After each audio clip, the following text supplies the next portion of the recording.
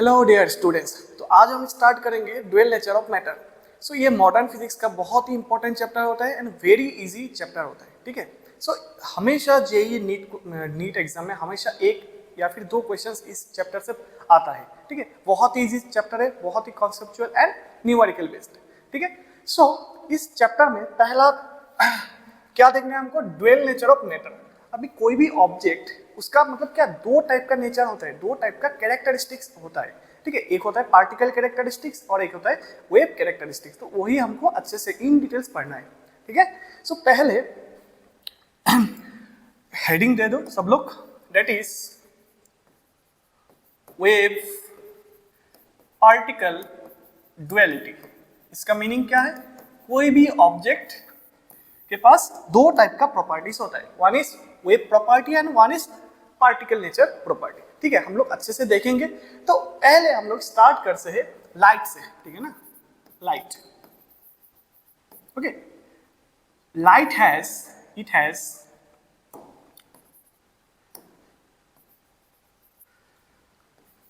both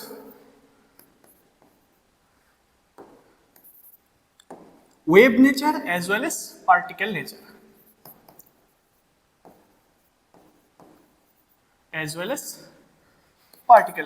ठीक है। अब देखो इसको समझेंगे कैसे, अच्छे से हम लोग देखते हैं। सो पहला काम क्या है, लाइट कब कब वेव नेचर शो करता है। ठीक है, सो इसके लिए ना ऑलरेडी वेव ऑप्टिक्स चैप्टर में बहुत सारे फेनोमेना होते हैं। जैसे लाइट का क्या क्या फेनोमेना था, that is interference of light. Okay, this is the first phenomena. Second phenomenon is diffraction and the third phenomenon is polarisation. और बहुत सारे फेनोमेनन होता है। तो इस सब से हम लोग बोल सकते हैं कि लाइट बिहेव एज वेव। ठीक है, सो अभी थोड़ा जस्ट ब्रीफली हम लोग देख लेते हैं कि व्हाट इज इंटरफेरेंस। ठीक है, जैसे मैं पहले साउंड की एग्जांपल दे रहा हूँ। जैसे मैं बात कर रहा हूँ, मैं क्या कर रहा हूँ, एक साउंड जनरेट कर रहा हूँ। और साउंड एक्चुअली क्या होता है, एक वेव होता है। ठीक है, सो मैं जब बात कर रहा हूँ, that means I am generating some sound wave. ठीक है, मेरे आसपास और कोई भी पर्सन हो सकते हैं, वो भी अगर बात करने लगे तो वो भी साउंड वेव जनरेट करेगा। ठीक है, सो जब मैं साउंड, मेरा खुद का वेव जनरेट कर रहा हूँ और एक पर्सन बात करेंगे सेम टाइम पे, तो क्या होगा, मेरे साउंड को वो साउंड इंटरफेयर करेगा। ठीक है, मेरे बात के ऊपर वो बात करेगा मीन्स, तो वो इंटरफेयर करेगा, तो अच्छे से हमको कोई भी सुनाई नहीं देगा। ठीक है ना, तो ये होता है साउंड के केस में। सिमिलरली लाइट के केस में भी इंटरफेरेंस होता है। ठीक है, अगर देखो, अगर लाइट सिर्फ पार्टिकल नेचर होता है तो क्या होता है, देखो पहले मान लो ये कोई एक शीट है। ठीक है, इस शीट में से अगर हम लोग ऐसे दो पतला सा ऐसे थीन मतलब होल कर दे, ठीक है, ऐसे काट दे, तो पतला सा ऐसे शीट ऐसे हम लोग काट कर ले। ठीक है, और इस शीट में से हम लोग क्या ऐसे इस तरफ से हम लोग लाइट दे रहे हैं। लाइट कैसे दे सकते हैं हम लोग, लेजर सोर्स यूज कर सकते हैं। ठीक है, लेजर सोर्स और bulb light, anything we can use. So यहाँ पे एक शीट है, यहाँ से दो मतलब वो है, ठीक है, यहाँ से मतलब क्या, लाइट पास होगा। और यहाँ पे अगर हम लोग एक स्क्रीन रखेंगे देखने के लिए, ठीक है, और ये मान लो एक डार्क रूम में ये एक्सपेरिमेंट हो रहा है। सो हमको क्या लगेगा कि अगर लाइट पूरा पार्टिकल नेचर होगा तो क्या होगा, मतलब लाइट हम लोग छोटा छोटा डार्क पार्टिकल जैसा हम लोग एज्यूम कर सकते हैं। अगर वो होता तो क्या होता है, यहाँ पे जितना भी पार्टिकल्स आता है ना, वो सिमिलरली मतलब यहाँ से जो पार्टिकल पास करेगा वो सीधा स्ट्रेट आते आते यहाँ पे आ जाएगा। यहाँ पे जो लाइट पार्टिकल आएगा वो सीधा आते आते यहाँ पे आ जाएगा। दैट मीन्स इस वाला पार्ट से अगर लाइट जाएगा तो हमको स्क्रीन पे एक्चुअली इतना ही लाइट दिखना चाहिए, यस और नो। और इस वाला पार्ट से अगर लाइट जाएगा तो हमको स्क्रीन में ऐसे दो लाइट पैटर्न दिखना चाहिए। ठीक है ना, अगर ये पार्टिकल नेचर ही शो करता पूरा तो हमको सिर्फ स्क्रीन में दो लाइट ही ऐसे दिखता, बट प्रैक्टिकली ऐसा नहीं होता। ठीक है, प्रैक्टिकली ऐसा नहीं होता। और स्पेशली वेव ऑप्टिक्स में इससे हम लोग करते हैं यंग्स डबल स्लिट एक्सपेरिमेंट। और इस एक्सपेरिमेंट से हमको पता चलता है कि लाइट का मतलब ये बिहेवियर नहीं होता। मतलब क्या होता है, एक्चुअल रिजल्ट जो होता है ना स्क्रीन पे, तुमको क्या दिखेगा, पहले एकदम सेंटर पोर्शन में बहुत ब्राइट लाइट दिखेगा तुमको, बहुत ब्राइट लाइट दिखेगा। ठीक है, एंड देन थोड़ा सा मतलब हल्का डार्कनेस दिखेगा और फिर से यहाँ पे और लाइट का पैटर्न दिखेगा, फिर डार्कनेस दिखेगा और ऐसे मतलब ऐसे होता हुआ दिखेगा, ठीक है। सो ऐसे व्हाइट जो जो बना रहा हो ना that is showing the light, और जो एम्प्टी पोर्शन है that is showing the darkness. तो ऐसा इस तरीके का एक पैटर्न बनता है, ठीक है। सो ये कब होता है, ये जब लाइट एक पार्टिकल नेचर शो नहीं करता, ये लाइट वेव नेचर को जब शो करते हैं तब इस फेनोमेनन को दिखाता है। दैट मीन्स इस केस में लाइट पार्टिकल नेचर शो नहीं कर रहा है, ठीक है। तो थोड़ा बहुत समझ में आ गया। नेक्स्ट उसके बाद डिफ्रैक्शन का थोड़ा सा एग्जांपल देख लेते हैं, क्या होता है डिफ्रैक्शन, ठीक है। देखो कि जैसे घर में जो रूफ होता है ना, ऐसे ये घर है, ठीक है, ओके, ये घर में जो रूफ है इसमें जो ना थोड़ा सा मतलब ऐसे होल कर दो, ठीक है। यहाँ से क्या होगा, ये सन है, ठीक है, ये सन है, तो यहाँ से सनलाइट आएगा, ठीक है, यहाँ से सनलाइट आएगा, ऐसे सनलाइट सन रेज ऐसा आएगा। तो इस होल से मतलब मतलब ये इतना छोटा होल है, तुम अगर अच्छे से अंदर देखोगे ना, लाइट सिर्फ इतना छोटा जगह पे मतलब नहीं रहेगा। लाइट क्या हो जाएगा पता है, लाइट विल स्प्रेड, मतलब इस छोटा होल से जब लाइट पास होगा देन लाइट क्या होगा, ऐसे स्प्रेड हो जाएगा बहुत बड़े जगह पे, ऐसा मतलब तुमको लाइट दिखेगा, ठीक है। इस फेनोमेनन को बोलते हैं हम लोग डिफ्रैक्शन। मीन्स जब छोटा सा होल से लाइट पास करता है दैट मीन्स वो बेंड कर जाता है डिफरेंट डिफरेंट डायरेक्शन में और एक बड़ा सा लाइट का पैटर्न दिखता है, दैट इज कॉल्ड डिफ्रैक्शन, ठीक है। सो ये भी क्या मतलब शो करता है, it is also showing the nature of light एक वेव नेचर की तरफ बिहेव करते हैं, ये भी शो करता है।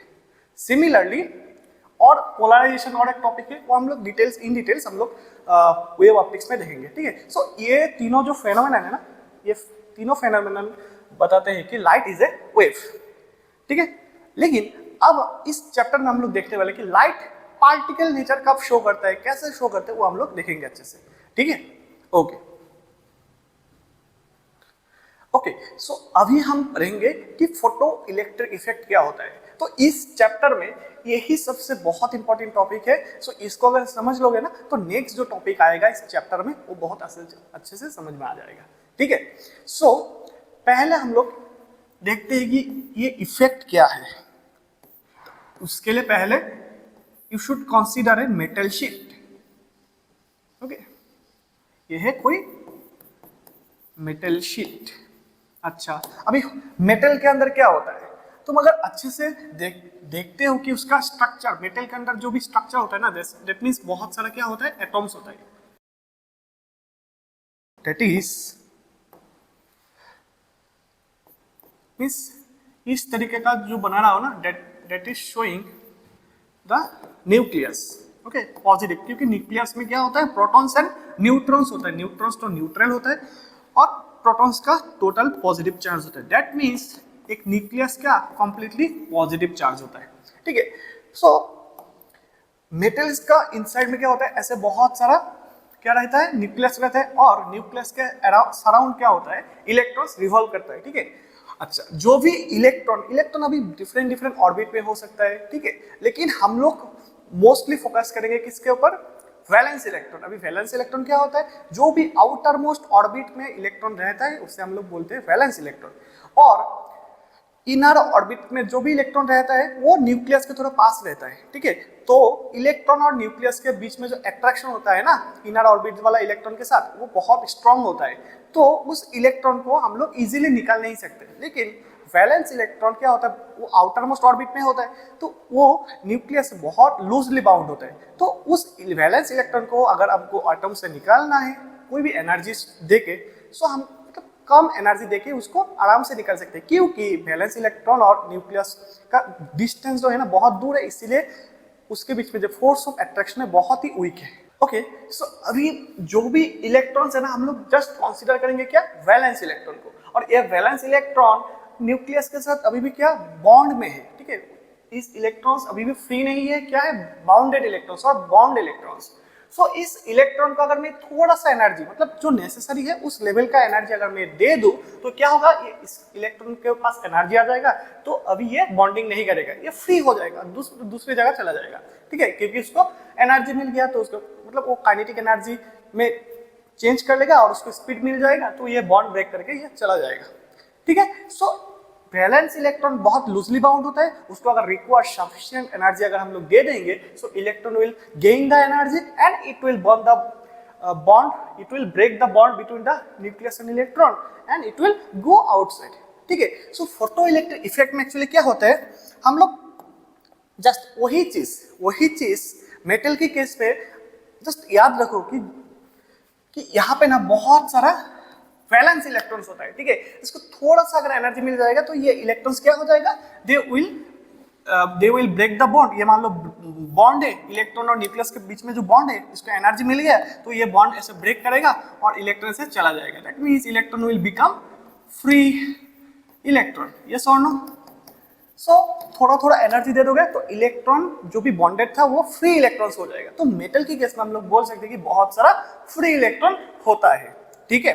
सो फोटो इलेक्ट्रिक इफेक्ट में यही फ्री इलेक्ट्रॉन्स का काम आएगा। अभी अच्छे से देखो कैसे काम होगा,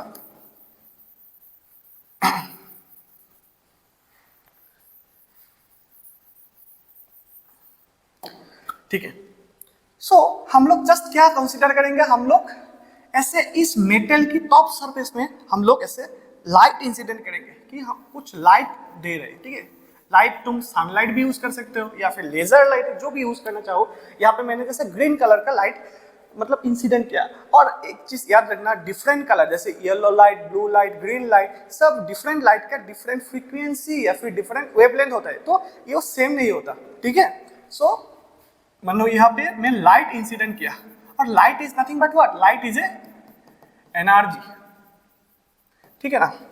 सो मैं यहाँ पे ग्रीन कलर का लाइट मान लो इंसिडेंट किया, और क्या हुआ, यहाँ पे जो टॉप सरफेस में इलेक्ट्रॉन्स होगा ना, फ्री इलेक्ट्रॉन्स या फिर जो भी, वो एक्चुअली फ्री नहीं, वो क्या न्यूक्लियस के साथ बॉन्ड में रहेगा, बाउंडेड इलेक्ट्रॉन्स रहेगा, ठीक है।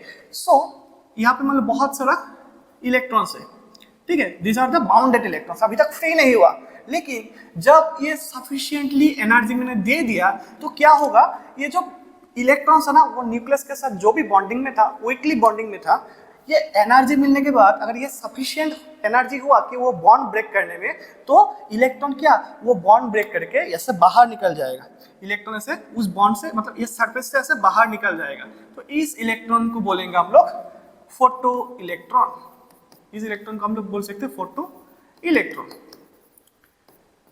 ठीक है। सो क्या बहुत ही इजी फेनोमेनन होता है फोटो इलेक्ट्रिक इफेक्ट, कि whenever light is incident on the metal surface, then electrons will eject out from the metal surface, and this phenomenon is called photoelectric effect। बहुत ही सिंपल सा, जब लाइट गिरेगा metal surface पे, electron निकल जाएगा, इस फेनोमेनन को हम लोग बोलते हैं फोटोइलेक्ट्रिक इफेक्ट, ठीक है। लेकिन इसका भी ना बहुत इंपॉर्टेंट कंडीशन है, क्योंकि जैसे मैं ग्रीन लाइट दे रहा हूं तो इलेक्ट्रॉन निकल रहा है, अगर मैं व्हाइट लाइट मतलब येलो लाइट दे दूं, ब्लू लाइट दे दूं, रेड लाइट दे दूं, तब इलेक्ट्रॉन निकलेगा कि नहीं, वो हमको देखना पड़ेगा कि ग्रीन लाइट पे निकल गया लेकिन दूसरा लाइट पे नहीं भी निकल सकता है, ठीक है। उसका ना बहुत इंपॉर्टेंट कंडीशन होता है, तो हमको वो अच्छे से समझना पड़ेगा, ठीक है। लेकिन बेसिक फिनोमेनन क्या है, whenever light incident on a metal surface, electrons is emitted out or electrons is ejected from the metal surface, this phenomenon is called photoelectric effect। समझ में आ गया, ठीक है। तो इसी का हम लोग अच्छे से अभी हम लोग बेसिक से एडवांस तक सीखेंगे, ठीक है। ओके, सो फोटोइलेक्ट्रिक इफेक्ट क्या है, जब when light of particularly low wavelength, ठीक है, लाइट का क्या होता है, एक वेवलेंथ होता है या फिर एक पर्टिकुलर फ्रीक्वेंसी होता है। तो इस देखो अच्छे से, when light of particularly low wavelength और high frequency falls on a metal surface, electrons are ejected, this phenomenon is called photoelectric effect। means कोई मेटल सरफेस में लाइट गिरा, ठीक है, और मेटल सरफेस से क्या हुआ, इलेक्ट्रॉन्स बाहर निकल के आ गया, इस प्रोसेस को बोलते हैं हम लोग photoelectric effect, yes. Okay, next यहाँ पे एक बहुत इंपॉर्टेंट टर्म होता है, that is called work function. Now what is work function, इसका डेफिनेशन देख लेते हैं कि it is the minimum energy required okay, it is the minimum energy required by an electron to escape from the metal surface. Means ये जो metal surface, metal में जो भी इलेक्ट्रॉन्स होता है ना, फ्री इलेक्ट्रॉन्स या फिर जो वैलेंस इलेक्ट्रॉन्स है, इस इलेक्ट्रॉन को इस मेटल सरफेस से बाहर निकालना है। सो एक इलेक्ट्रॉन को बाहर निकालने के लिए जो भी मिनिमम एनर्जी चाहिए उसको हम लोग बोलते हैं कि वर्क फंक्शन। ठीक है ना, ये क्यों होता है थोड़ा सा देखो अच्छे से। जैसे कोई भी एटम मान लो ये है उसका न्यूक्लियस, ओके, और बहुत सारा ऑर्बिट है, ऐसे बहुत सारा ऑर्बिट है। ठीक है, मैं सिर्फ ये ऑर्बिट बनाया और ये लास्ट वैलेंस ऑर्बिट बनाया। ओके, नाउ इस ऑर्बिट में जो भी इलेक्ट्रॉन से वैलेंस इलेक्ट्रॉन ये न्यूक्लियस के साथ क्या होगा, ऐसे वीकली बॉन्डिंग में होगा। यस, फोर्स ऑफ अट्रैक्शन होगा। Means there is a bond between the valence electron and the nucleus. तो अगर मैं बाहर से कोई भी एक सफिशिएंट एनर्जी दे दूं, कितना एनर्जी चाहिए, अभी मान लो कि the bond strength between the electron and the nucleus is 1 electron volt. Means मैं अगर बाहर से जो भी एनर्जी दे रहा हूँ, अगर ये 1 इलेक्ट्रॉन वोल्ट से छोटा हो गया, फॉर एग्जाम्पल मैं बाहर से 0.5 इलेक्ट्रॉन वोल्ट दे दिया, लेकिन इस बॉन्ड स्ट्रेंथ कितना है, 1 इलेक्ट्रॉन वोल्ट। मीन्स क्या, इस बॉन्ड को ब्रेक करने के लिए तुमको मिनिमम 1 इलेक्ट्रॉन वोल्ट देना होगा, तब क्या होगा, ये बॉन्ड ब्रेक होगा और इलेक्ट्रॉन बाहर निकल जाएगा। बट मैं कितना एनर्जी दे रहा हूँ, 0.5 इलेक्ट्रॉन वोल्ट, तो ये एनर्जी से क्या बॉन्ड ब्रेक नहीं होगा और इलेक्ट्रॉन बाहर भी नहीं निकलेगा। ठीक है ना। सो तुमको एक पर्टिकुलर एनर्जी देना होगा। जैसे मैं अगर इस 0.5 की जगह अगर मैं 1 इलेक्ट्रॉन वोल्ट दे दूं, मींस बॉन्ड ब्रेकिंग के लिए तुमको कितना एनर्जी चाहिए होगा, 1 electron volt, and I am also giving 1 electron volt. Means अभी क्या होगा, ये बॉन्ड ऐसे ब्रेक होगा एंड इलेक्ट्रॉन से बाहर निकल के आ जाएगा। यस, अगर मैं यहाँ पे अगर 2 इलेक्ट्रॉन वोल्ट दे दिया, बॉन्ड ब्रेकिंग के लिए कितना चाहिए, 1 इलेक्ट्रॉन वोल्ट, तो 1 इलेक्ट्रॉन वोल्ट इलेक्ट्रॉन क्या होगा, ये इलेक्ट्रॉन बॉन्ड ब्रेक कर देगा और रिमेनिंग जो गिवन 1 इलेक्ट्रॉन वोल्ट रहेगा ना, तो ये इलेक्ट्रॉन के पास रह जाएगा in the form of kinetic energy. तो वो 1 इलेक्ट्रॉन वोल्ट लेके वो मतलब स्पीड में चला जाएगा। अगर मैं ये गिवन एनर्जी अगर से 5 इलेक्ट्रॉन वोल्ट कर दो, गिवन एनर्जी से 5 इलेक्ट्रॉन वोल्ट कर दूं, तो क्या होगा, 1 इलेक्ट्रॉन वोल्ट तो ये बॉन्ड ब्रेकिंग में चला जाएगा और बाकी जो भी 4 इलेक्ट्रॉन वोल्ट होगा ना, वो इलेक्ट्रॉन को काइनेटिक एनर्जी की फॉर्म में मिलेगा 4 इलेक्ट्रॉन वोल्ट। तो देखो जैसे जैसे मैं इनपुट एनर्जी, गिवन एनर्जी बढ़ा रहा हूँ, इलेक्ट्रॉन के पास एनर्जी भी ज्यादा हो रहा है, मीन्स काइनेटिक एनर्जी भी इंक्रीज हो रहा है। ठीक है, सो अभी वर्क फंक्शन इसमें से क्या है कि ये जो बॉन्ड स्ट्रेंथ है ना, या फिर minimum energy required to break the bond and come outside from the metal surface, this minimum energy is called work function। means electron और न्यूक्लियस के साथ जो भी बॉन्ड है, उस बॉन्ड को तोड़ने के लिए तुमको मिनिमम जो एनर्जी देना होगा, that is called work function. समझ में आ गया?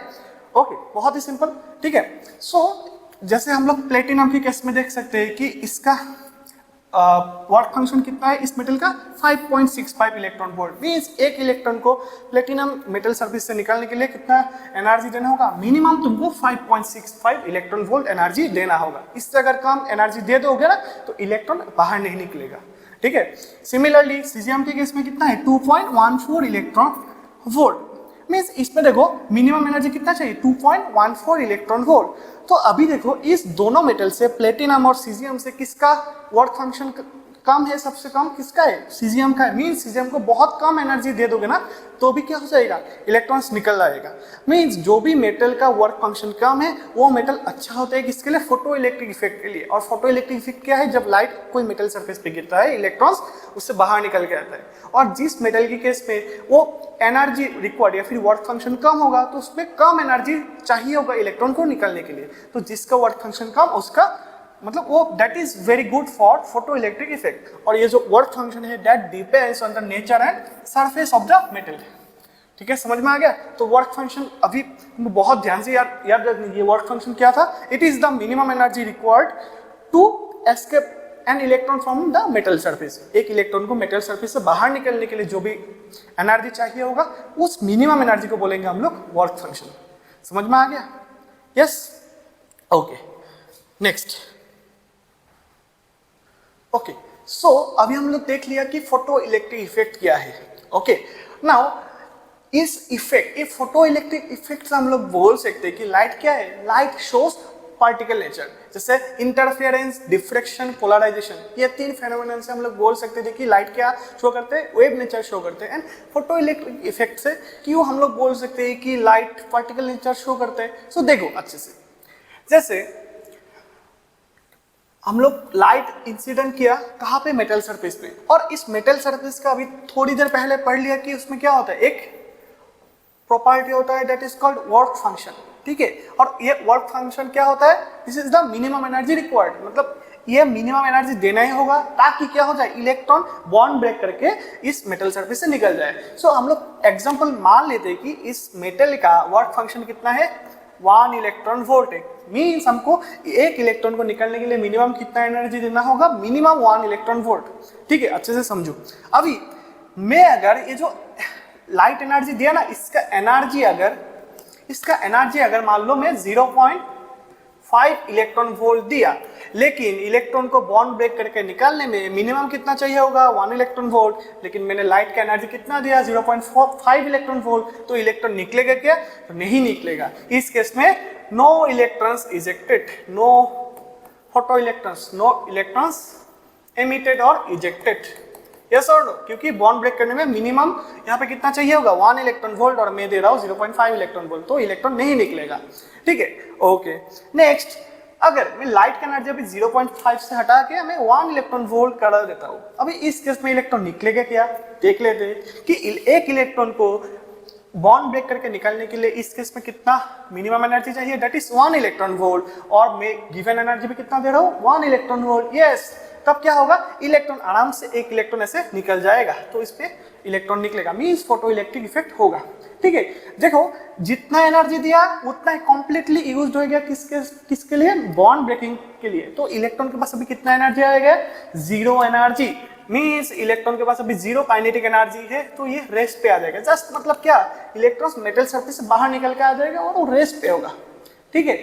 नेक्स्ट, अगर मैं इस 1 इलेक्ट्रॉन को वोल्ट को हटा के लाइट का एनर्जी अभी अगर मान लो मैं 2 इलेक्ट्रॉन वोल्ट एनर्जी दे दिया, लेकिन इलेक्ट्रॉन को निकालने के लिए मिनिमम कितना चाहिए, बॉन्ड ब्रेकिंग के लिए 1 इलेक्ट्रॉन वोल्ट, तो 1 इलेक्ट्रॉन वोल्ट तो बॉन्ड ब्रेकिंग में चला जाएगा, और रिमेनिंग जो भी 1 इलेक्ट्रॉन वोल्ट एनर्जी होगा ना, वो क्या हो जाएगा, वो इलेक्ट्रॉन के पास आ जाएगा, ठीक है। और वो इलेक्ट्रॉन के पास आ जाने से क्या होगा, वो मीन्स वो काइनेटिक एनर्जी के फॉर्म में आएगा, तो इलेक्ट्रॉन अभी रेस्ट में नहीं होगा, उसके पास कितना एनर्जी है, 1 इलेक्ट्रॉन वोल्ट, मीन्स उसका काइनेटिक एनर्जी होगा, काइनेटिक एनर्जी कितना हो जाएगा, 1 इलेक्ट्रॉन वोल्ट। जैसे पहले लाइट का एनर्जी 1 इलेक्ट्रॉन वोल्ट था, बॉन्ड ब्रेकिंग में कितना चाहिए था, 1 इलेक्ट्रॉन वोल्ट, तो इनिशियल इलेक्ट्रॉन रेस्ट पे रहता।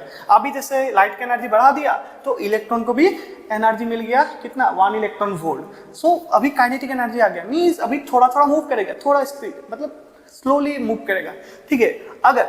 अगर मैं एनर्जी, गिवन एनर्जी अगर मैं 5 इलेक्ट्रॉन वोल्ट कर दूं, तो क्या होगा, इसमें से 1 इलेक्ट्रॉन वोल्ट तो कौन ले लेगा, मेटल से बाहर निकलने के लिए, मतलब बॉन्ड ब्रेकिंग में। सो रिमेनिंग जो 4 इलेक्ट्रॉन वोल्ट होगा ना, सो इस इलेक्ट्रॉन को कितना मिल जाएगा, रिमेनिंग 4 इलेक्ट्रॉन वोल्ट, मींस इसके पास अभी क्या है, ज्यादा काइनेटिक एनर्जी है, मोर काइनेटिक एनर्जी, दैट मींस उसका स्पीड और ज्यादा होगा, मींस जितना ज्यादा एनर्जी देगा लाइट का, मतलब इलेक्ट्रॉन का भी काइनेटिक एनर्जी क्या होगा, ज्यादा होगा, मींस ज्यादा स्पीड से, मोर स्पीड से मूव करेगा, यस और नो, यस। ओके, तो मींस जैसे जैसे मैं लाइट, इंसिडेंट लाइट का एनर्जी इंक्रीज कर रहा हूं, दैट मींस इलेक्ट्रॉन का भी काइनेटिक एनर्जी इंक्रीज हो रहा है, ठीक है। लेकिन अभी पार्टिकल नेचर क्यों नहीं शो करेगा, पार्टिकल नेचर क्यों शो करेगा, इस फोटो इलेक्ट्रिक इफेक्ट से क्यों बता सकते हैं, वो हम लोग देखते, ठीक है। दैट इज, अगर इस केस में लाइट अगर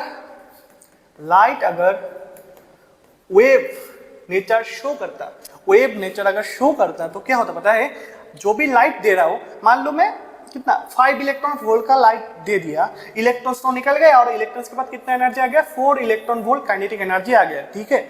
लेकिन मैं अगर लाइट का इंटेंसिटी या फिर ब्राइटनेस, लाइट का इंटेंसिटी ब्राइटनेस क्या करूं, इंक्रीज अगर करूं, और मैं अगर बहुत ब्राइटनेस दूँ तो क्या होना चाहिए एक्चुअली, इलेक्ट्रॉन जो बाहर निकल के आएगा ना तो उसका एनर्जी क्या होना चाहिए, 4 इलेक्ट्रॉन वोल्ट से मतलब और ज़्यादा हो जाना चाहिए।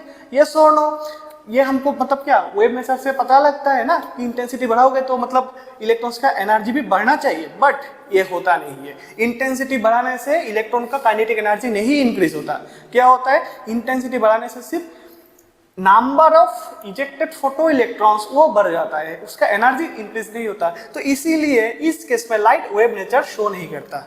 ठीक है, कि इंटेंसिटी बढ़ाने से इलेक्ट्रॉन का जो काइनेटिक एनर्जी वो इंक्रीज नहीं होता, सिर्फ number of photo electrons increase हो जाता है। ठीक है, सो इसीलिए हम लोग बोल सकते हैं कि light in this case is behaving like a particle. Light is behaving like a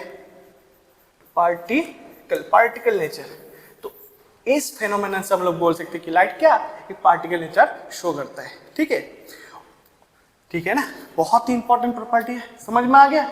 okay, और अगर लाइट पार्टिकल नेचर शो कर दिया मींस लाइट क्या होगा, लाइट को हम लोग मान सकते हैं कि लाइट बिहेव्स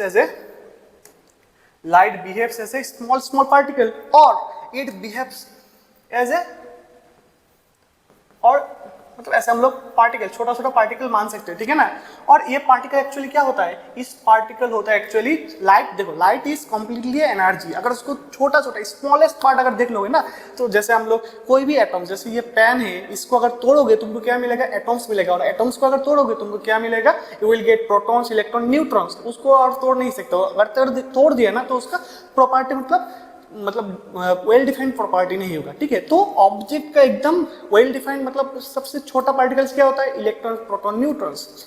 सिमिलरली लाइट का भी, लाइट क्या है, एनर्जी है, उसको भी एकदम छोटा सा पार्ट मतलब एनर्जी है, फिर भी उसके एकदम इतना तोड़ो ताकि वो स्मॉलेस्ट पार्ट जो है ना, स्मॉलेस्ट पार्ट क्या बिहेव करेगा, दैट स्मॉलेस्ट पार्ट जो होगा उसको हम लोग बोल सकते हैं कि photon. That smallest part of energy is called photon. Photon क्या है, लाइट का सबसे smallest part.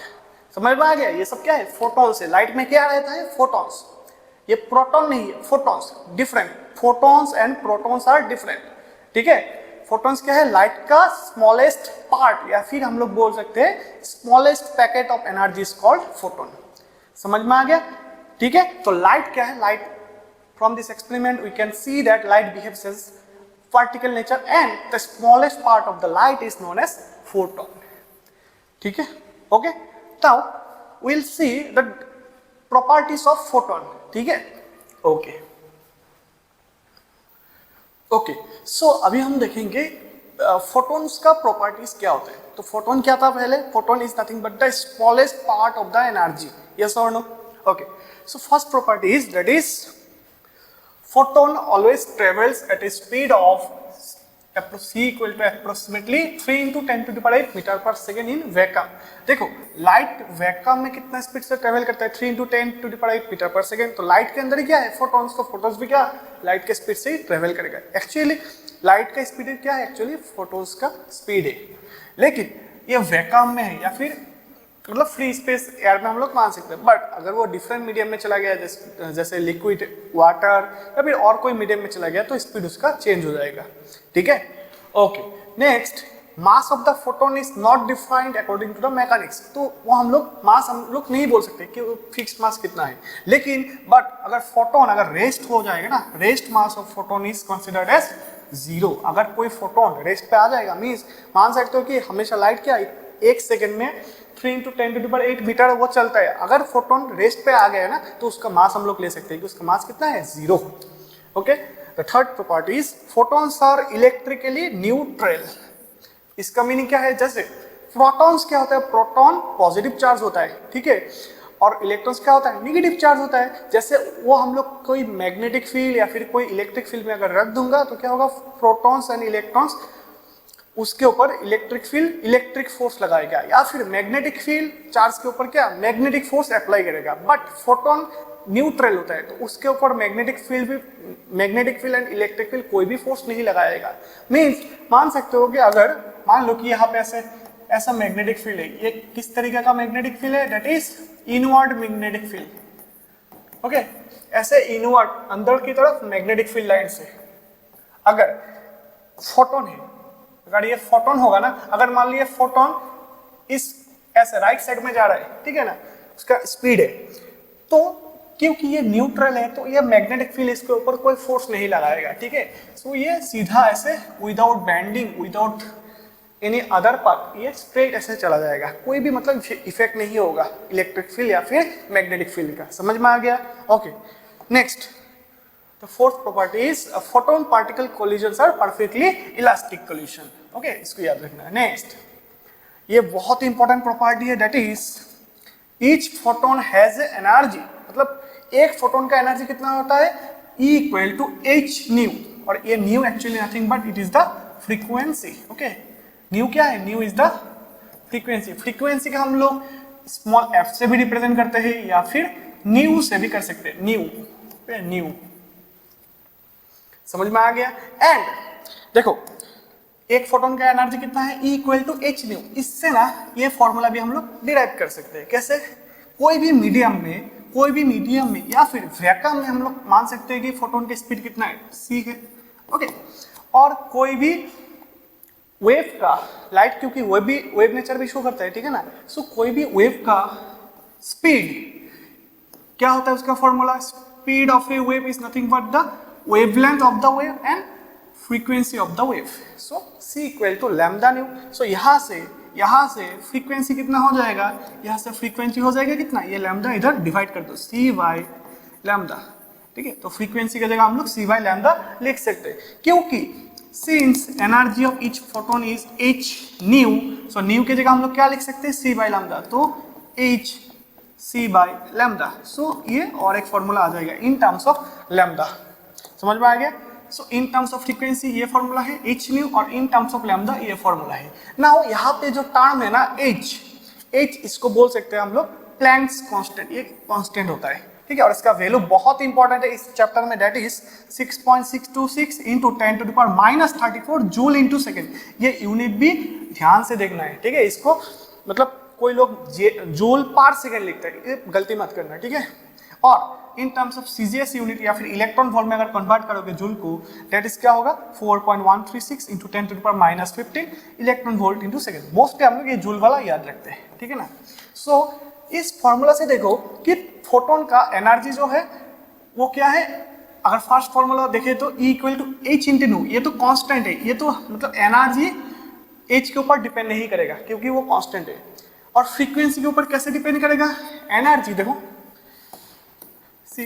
Energy equal to H nu है ना। सो ये तो कांस्टेंट हो गया तो इसके ऊपर तो डिपेंड नहीं करेगा, but energy is directly proportional to what, energy is directly proportional to frequency.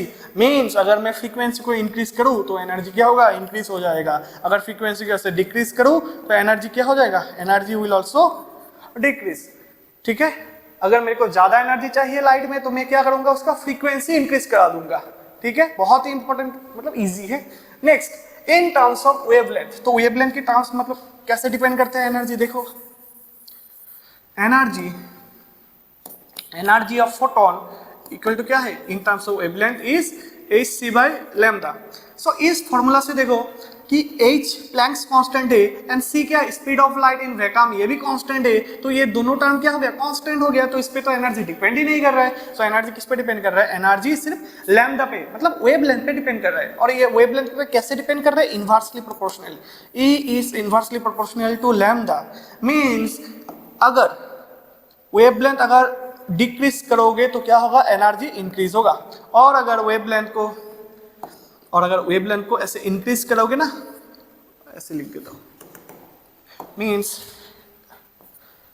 अगर h मतलब sorry, if lambda decreases then energy increases, if lambda increases then energy decreases, उल्टा रिलेशन है, ठीक है।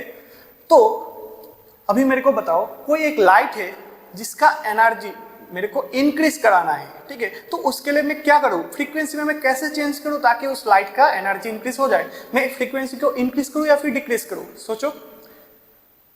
यस, तो मतलब फ्रीक्वेंसी को मैं क्या करना पड़ेगा, फ्रीक्वेंसी को इंक्रीज करोगे तो एनर्जी इंक्रीज हो जाएगा, क्योंकि energy directly proportional to frequency.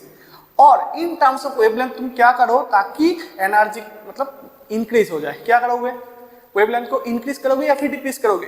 Wavelength को क्या करना पड़ेगा? डिक्रीज करना पड़ेगा, तभी क्या होगा? Energy of the light increase हो जाएगा। तो ये रिलेशन बहुत ही इंपॉर्टेंट है, ठीक है, एनर्जी ऑफ ईच फोटोन, एक फोटोन का एनर्जी, ठीक है। और इसी में और एक इंपॉर्टेंट टर्म है, that is momentum, linear momentum of photon.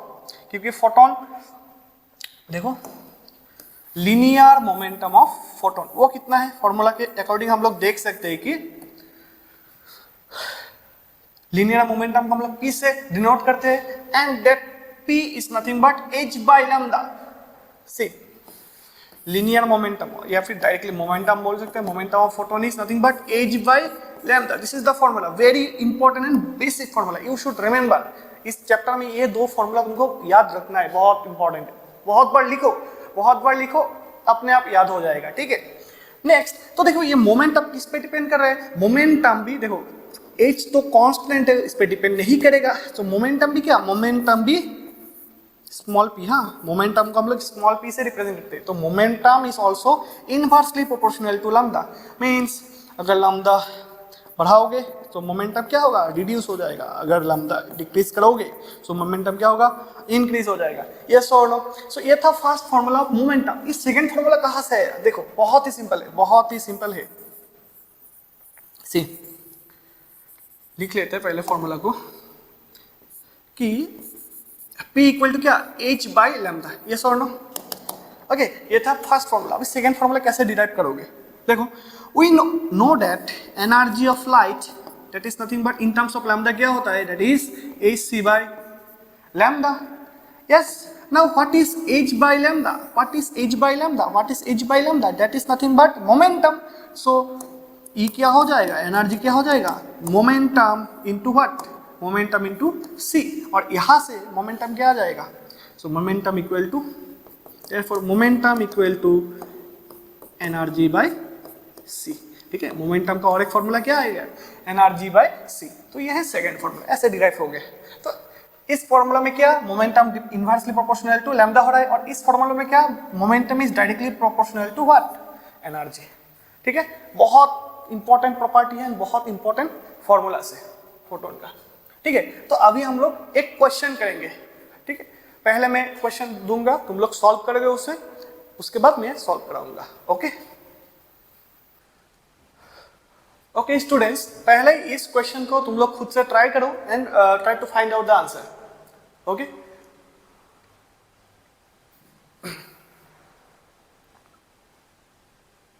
Okay, you can pause the video and try yourself. Okay, अभी सॉल्यूशन करते हैं इसका। सो क्या बोला है? Let P and E denote the linear momentum and energy of a photon if the wavelength is decreased, then what will be the option? ठीक है। Okay, so wavelength क्या गिवन है? वेवलेंथ को क्या हुआ? डिक्रीज करना है, मींस लैम्डा इज डिक्रीजिंग, तो मोमेंटम और एनर्जी कैसे चेंज होगा? So we already know that momentum क्या होता है? मोमेंटम का formula P equal to h by lambda. Okay, therefore what? Therefore momentum is inversely proportional to what? Lambda. So okay, if अगर मैं lambda को क्या करूँ? लैम्डा को अगर डिक्रीज करूँ तो मोमेंटम क्या होगा? मोमेंटम विल इंक्रीज, यस और नो? क्योंकि inversely proportional. So if lambda decreases then momentum increases. Okay okay, अब एनर्जी भी देख लेते हैं, ठीक है। Now we know that energy in terms of क्या देखना है हमको? wavelength। तो energy of a photon is nothing but hc by lambda. h and c, these are the constant, so that's why therefore energy is inversely proportional to what? wavelength. That means if wavelength decreases then energy क्या हो जाएगा? increase हो जाएगा। That means if lambda decreases energy increases। तो question में पूछा है यही कि अगर वेवलेंथ डिक्रीज होगा तो मोमेंटम क्या होगा और एनर्जी क्या होगा? सो मोमेंटम भी इंक्रीज हो रहा है, एनर्जी भी इंक्रीज हो रहा है। That means both will increase, so both P and energy increases. तो option A is the correct answer, ठीक है। बहुत ही सिंपल क्वेश्चन है। ओके, नेक्स्ट, हाँ, ये वाला करके देखो, ये वाला करके देखो। मुझे पता है इस क्वेश्चन में बहुत सारे लोग मिस्टेक करेंगे, बहुत सारे लोग मिस्टेक करेंगे। पहले देख लेते हैं। ओके, तुम लोग खुद से ट्राई कर सकते हो, लेकिन अभी सॉल्यूशन देखते हैं। क्या पूछा है कि 2 photons हैविंग, अच्छा अभी कौन सा ऑप्शन करेक्ट है वही पूछा है। सो फर्स्ट ऑप्शन देखते हैं, क्या बोला है, equal wavelengths have equal linear momentum. Okay, यहाँ पे इक्वल होगा, equal wavelengths have equal linear momentum means 2 photon है, ठीक है ना, 2 फोटोन है, अगर डिफरेंट फोटोन होगा तो डिफरेंट क्या होगा, वेवलेंथ भी होगा, ठीक है। सो इसमें बोल दिया कि अगर 2 फोटोन का वेवलेंथ सेम है, मीन्स मान लो फर्स्ट फोटोन का जो वेवलेंथ है that is λ1 and second photon का जो वेवलेंथ है λ2, और वो क्या गिवन है अकॉर्डिंग टू ऑप्शन है, दोनों इक्वल गिवन है। तो तुमको पूछा है कि लीनियर मोमेंटम इक्वल होगा कि नहीं। देखो, so we know that therefore momentum of first photon p1 equal to क्या होगा, h by λ1 and momentum of second photon that is p2 equal to h by λ2, ठीक है।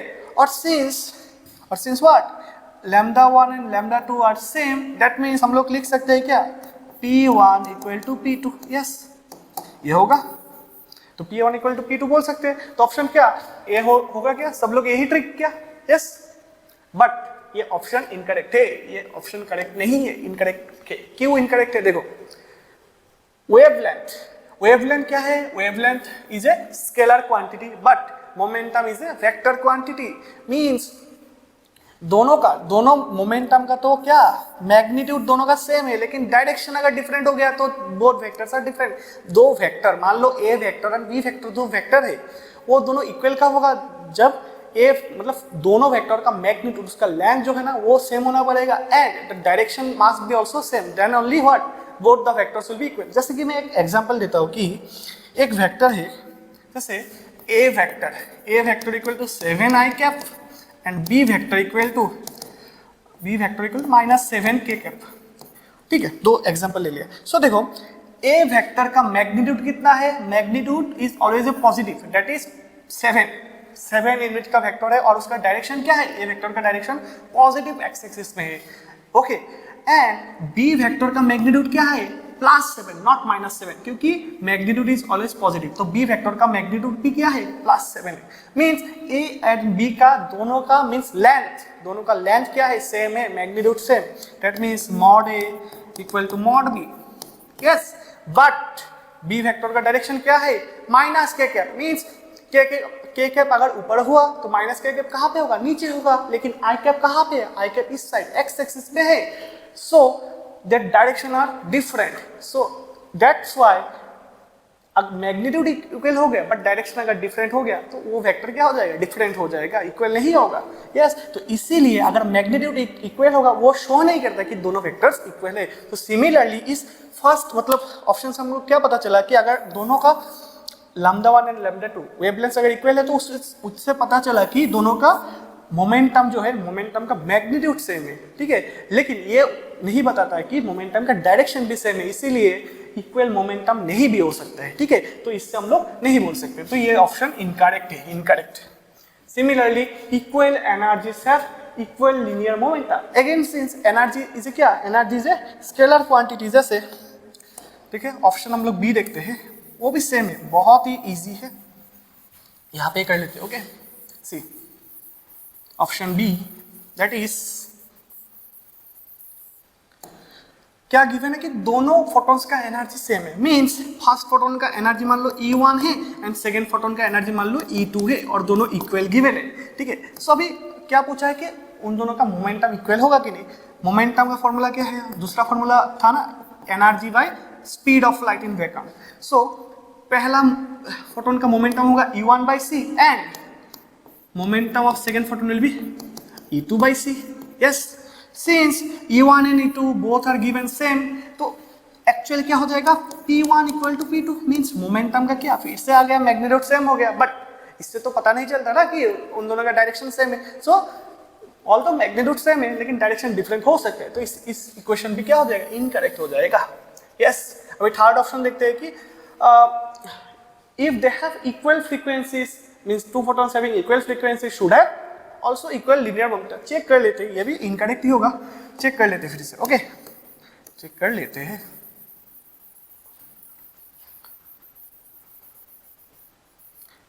ओके, नाउ क्या given है कि दो फोटॉन्स का फ्रीक्वेंसी सेम है, मींस फर्स्ट फोटोन का फ्रीक्वेंसी न्यू1 एंड सेकंड फोटोन का फ्रीक्वेंसी न्यू2, both are given as equal.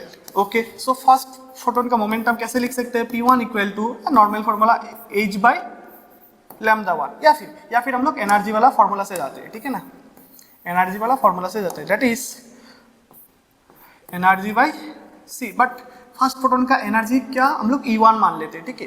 Now in terms of frequency, energy को इन टर्म्स ऑफ फ्रीक्वेंसी क्या लिख सकते हैं हम लोग, h न्यू लिख सकते हैं, क्योंकि ये एनर्जी E1 है तो इसका फ्रीक्वेंसी क्या होगा, h न्यू1 डिवाइडेड बाई c, ठीक है। And similarly momentum of second photon that can be written as E2 by c, that means h nu2 divided by c, yes or no। so देखो अगर क्या है, दोनों का nu1 and nu2 frequencies are same, means ये value और ये value अगर सेम है, hc तो सेम ही है, तो क्या हो जाएगा फिर से p1 इक्वल टू p2 आ जाएगा, मींस फ्रीक्वेंसी इक्वल होने से मोमेंटम का मैग्नीट्यूड इक्वल आ जाएगा। बट फिर वही बात, डायरेक्शन कैसे पता चलेगा कि इक्वल है, मैग्नीट्यूड इक्वल होने से डायरेक्शन वो कंपलसरी या फिर नेसेसरी नहीं होता कि डायरेक्शन सेम हो जाए, तो ये ऑप्शन भी क्या इनकरेक्ट, तो डायरेक्टली ऑप्शन डी करेक्ट हो जाएगा। फिर भी वो चेक कर लेते हैं कि ये करेक्ट है कि नहीं, या फिर ये हमारा क्वेश्चन ही इनकरेक्ट है, तो देखते हैं ऑप्शन डी को देखते हैं। ओके, क्या पूछा है कि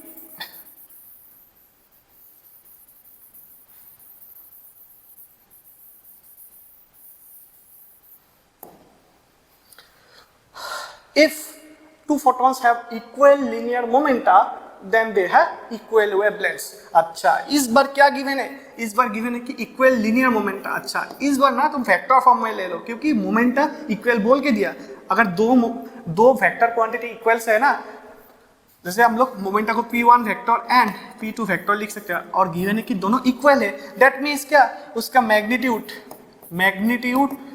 ऑफ बोथ द वेक्टर्स, या फिर p1 p2 का मैग्नीट्यूड क्या है, सेम है, और डायरेक्शन भी सेम होगा, क्योंकि वो गिवन ही है, दोनों वेक्टर इक्वल है, ठीक है। सो डायरेक्शन भी इक्वल हो गया। नेक्स्ट, अभी ये अगर इक्वल हो गया, सो p1 हम लोग क्या लिख सकते हैं, h by λ1 and p2 we can write h by λ2। Now h is cancelled and from this equation we got λ1 equal to λ2। Yes, तो ये आ गया। तो इसमें क्या गिवन था, लीनियर मोमेंटम अगर इक्वल होगा देन वेवलेंथ ऑफ कोर्स क्या हो जाएगा, इक्वल हो जाएगा। तो option D is the correct answer. इस पे बहुत सारे लोग गलत करते हैं, मुझे पता है। सो जो भी क्वेश्चन तुमको समझ में आएगा, तुमको फॉर्मूला भी पता है, बट कोई क्वेश्चन में ना ऐसे ट्रिक करके दिया हुआ होगा कॉम्पिटिटिव एग्जाम में, ताकि बहुत सारे लोग उसमें मतलब बहुत सारे लोग डायरेक्टली उसको नहीं कर पाए। ऑल्दो उसको फॉर्मूला पता है, सब कुछ पता है, बट वो ट्राई करेगा कि बहुत सारे लोग एलिमिनेट हो जाए, उस क्वेश्चन को रॉन्ग करे, क्योंकि वो अच्छे से पढ़ेगा नहीं, क्वेश्चन को अच्छे से समझेगा नहीं, ठीक है। सो इस तरीके से हम लोग क्वेश्चन कर सकते हैं, और हम लोग मतलब पूरा बेसिक से एडवांस लेवल तक करेंगे इस चैप्टर का क्वेश्चन, ठीक है। तो कोई मतलब टेंशन मत लेना। ओके, नेक्स्ट एक बहुत ही इंपॉर्टेंट नोट है, very very important note, that is कि energy of a photon. Basic formula जो होता है ना, हमको ऑलरेडी पता है कि energy of photon E equal to क्या होता है, h, in terms of wavelength देख लेते हैं, एच सी बाई क्या लैम्डा होता है। यस, नाउ एच का वैल्यू कितना, दैट इज एच का वैल्यू अगर कितना 6.626 into 10 to the power -34 joule second, okay, into c का वैल्यू कितना है 3 into 10 to the power 8 metre per second, okay, और डिवाइडेड बाय लैम्डा, ठीक है ना। सो ये जो एनर्जी आएगा इन टर्म्स ऑफ लैम्डा कुछ तो आएगा, ठीक है, ये वाला कुछ तो आएगा इन टर्म्स ऑफ आएगा मीन्स, ओके।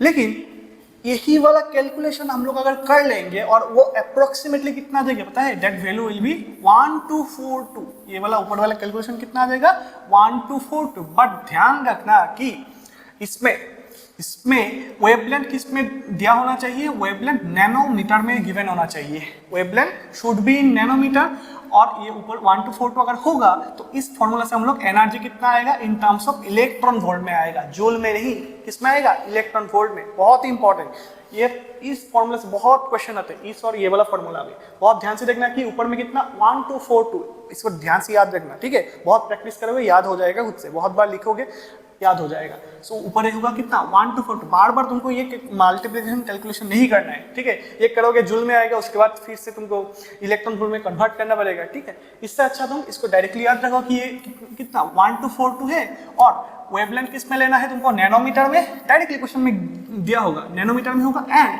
एनर्जी किस में आ जाएगा, इलेक्ट्रॉन वोल्ट, या फिर एनर्जी अगर तुमको इलेक्ट्रॉन वोल्ट में दे दिया, you can find the wavelength in nanometre. उसके बाद तुमको जिसमें चाहिए, मीटर में चाहिए, कुछ में चाहिए, you can convert it, yes. और अगर वेवलेंथ किस में गिवन है, अगर वेवलेंथ तुमको आर्मस्ट्रांग में गिवन है, आर्मस्ट्रांग मींस 10⁻⁻10 मीटर उसमें गिवन है, तो ये ऊपर वाला क्या 1 to 4 to 0, इस यहाँ पे 1 to 4 2 था, यहाँ पे 1 to 4 to 0 आ जाएगा, यहाँ पे नैनोमीटर था, यहाँ पे आर्मस्ट्रांग आ जाएगा, लेकिन एनर्जी वही का हुई इलेक्ट्रॉन वोल्ट में आ जाएगा, ठीक है। बहुत ही इंपॉर्टेंट से इसको यूज करना है, बहुत मतलब इंपॉर्टेंट रिजल्ट है ये वाला, ठीक है। ओके